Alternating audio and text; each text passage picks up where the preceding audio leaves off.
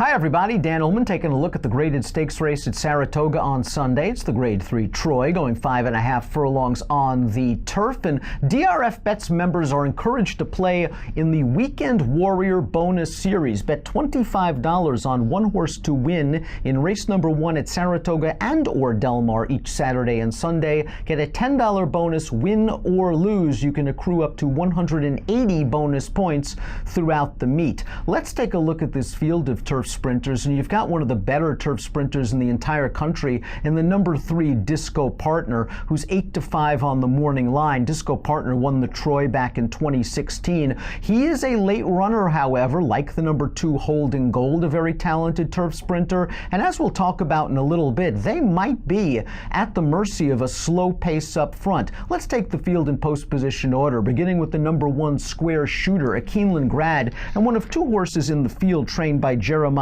Engelhardt. Square Shooter does have speed, and it looks like this horse has really picked up his game since being allowed to sprint on the turf. A pace-pressing winner at Laurel at this distance most recently, with a career-best 94 Beyer speed figure. And as we see from the Timeform US pace projector, Engelhardt's 2 runners are expected to be 1-2 early, and that blue bar indicates that our friends at Timeform US believe that this race will favor horses on or near the early lead. So an advantage for Square Shooter, an advantage for the 7 Sandy Slew, and perhaps a disadvantage for the 2 Holding Gold and the 3 Disco Partner. Square Shooter gets tested for class as he steps up into stakes competition on turf for the first time. The number 2 is Holding Gold, who was second in this race last year. I'm a big fan of this horse, and I thought he had significant trouble last time out in the Grade 1 Highlander at Woodbine. John Velasquez tried to get position down towards the inside, exiting the backstretch, was shuffled all the way back to last, and instead of coming widest into the stretch to commence his rally,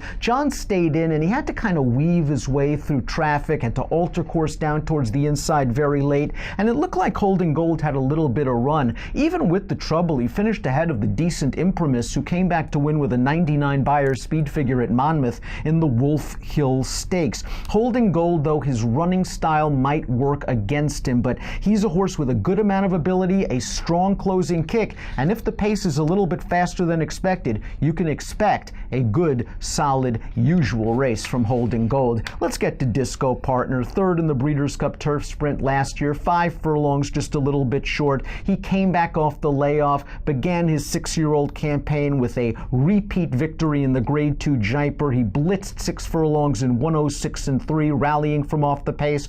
And last time out in the Forbidden Apple, they stretched him out to a mile, and that's just a little far for Disco Partner. I have to admit, I was a little bit disappointed that he was flat in the stretch, but maybe Disco Partner regressed a bit off the Jaipur at a distance that was a bit too far. He's cutting back to doing what he wants to do best, sprinting on the turf, but he also might need a little bit of pace help up front. Perhaps he's simply the best horse in this race, but at a short price, you might want to beware simply because of the expected moderate pace up front. The number 4 is Ready for Rye, and while Ready for Rye is versatile, having won on fast dirt and on wet tracks and on turf, he is a superior mudder, and it's possible that Tom Albertrani's doing a rain dance, hoping that this race is washed off the turf and onto the main track, because on wet tracks he's 4 for 5 lifetime. His most recent start on turf wasn't very good. It was the Grade 3 Parks Dash, where he took on runner-up Pool Winner, who came back to run second behind the aforementioned Imprimis in that Wolf Hill. Pool Winner earning a 96 Beyer speed figure.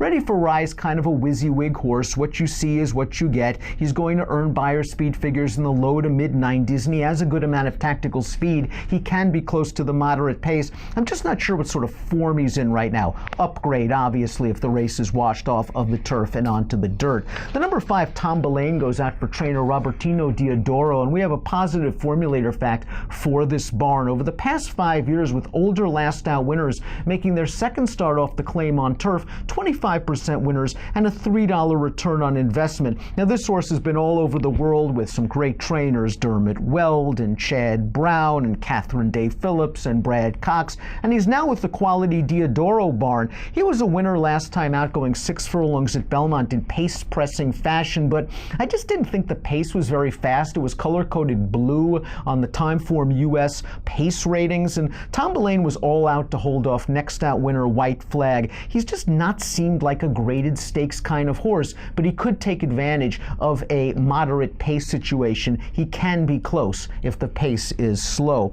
The number 6 is Blind Ambition, and Blind Ambition finished just behind the favorite Disco Partner in the Forbidden Apple Stakes last time out, and I think this horse had some excuses that day. He stumbled pretty badly at the start and then was sent up to press the gate-to-wire winner Voodoo Song, plus a mile is just a little bit too far for him. He likes these shorter distances. A win going 7 furlongs in the Elusive Quality, a win in the Quick Call Stakes over this course and distance in 2017 at Saratoga.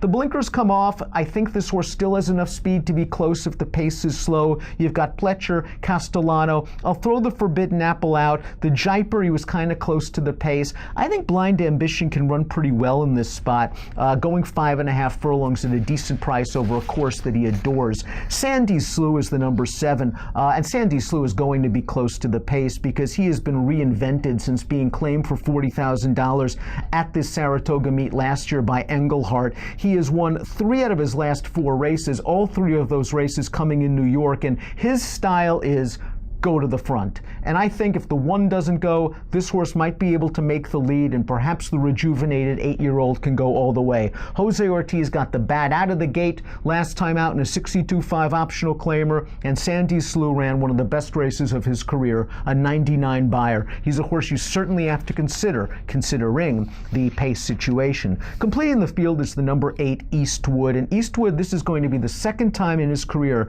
that he's returned off layoffs over 1 year. It's unfortunate that this brilliant horse is also brittle. He sold for $800,000 way back in 2013, and he's really had limited opportunities to do much. It is worth noting that the last time he came off a lengthy layoff, he ran a really good second in a graded stakes race on the dirt, but this is going to be his turf debut, and the dam is full 2 turf runners. None of them have won. Speightstown's do well on the turf, 13% first-time turf winners, and it looks like that Bullet workout on July the 23rd in company with Brian Lynch's good dirt sprinter 8-Town. I think Eastwood will probably be ready to go in his first start back, but it's a lot to ask on turf off of a year layoff. The new surface could be a question mark for Eastwood. It's probably a lot easier on his feet. Let's take a look at my top pick for the Grade 3 Troy. Disco Partner, Holding Gold. These are horses that you always have to worry about, but I think Blind Ambition turning back in distance might offer a little bit of value. Sandy Slew is another horse that I might want to consider in multiple race wagers. The best horses in the race again are Disco Partner and Holding Gold, but I'm concerned about that time form US pace projector, so my top 4 picks are 6, 7, 2, and 3 in Sunday's Grade 3 Troy Handicap. A quick reminder to DRF Bets members, get involved in this Weekend Warrior bonus series. Bet $25 on one horse to win on race number 1 at Saratoga and or Del Mar each Saturday and Sunday. Get a $10 bonus, win or lose, and you can accrue up to 180 points throughout the meet. Approximate post time for the Grade 3 Troy, one of the features at Saratoga on Sunday, 3:15 Eastern. Good luck.